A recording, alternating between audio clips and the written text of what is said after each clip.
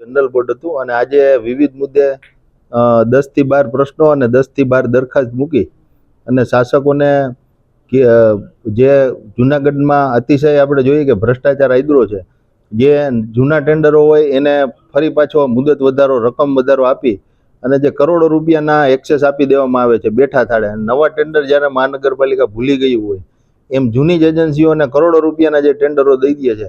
એ બાબતે આજે તમામ બાબતે રજૂઆતો કરેલી હતી. ત્યારબાદ આપણે જોઈએ કે સિટી બસ સર્વિસ આજે ઘણા વર્ષોથી બંધ છે.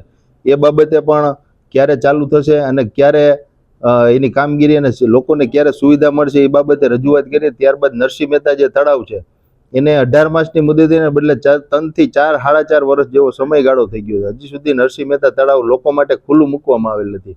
હજી શાસકોને પણ ખબર નથી કે ક્યારે અમે આ તળાવ ખુલ્લું મૂકશું. અને પાછળના જે રહીશો છે, જે નર્મદેશ્વર મહાદેવ મંદિર છે, ત્યાં જે આખા વોકડો છે, ભૂગર ગટર છે, એની પરિસ્થિતિ હાલ ભૂગર ગટર પણ બંધ છે.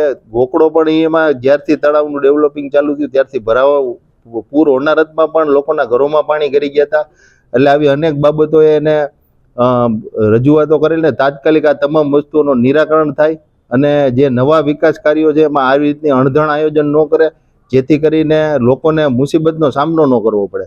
આવી રીતના અલગ અલગ વિવિધ મુદ્દે અમે રજૂઆતો કરી હતી, દરખાસ્ત મૂકી હતી અને જૂનાગઢનું આ જે ભ્રષ્ટાચારી તંત્ર છે એ સુધરે, નવા ટેન્ડરો જે નીતિ નિયમો મુજબ થાય એ માટે આજે જનરલ બોર્ડમાં શાસકોને ઘેરવામાં આવેલા હતા.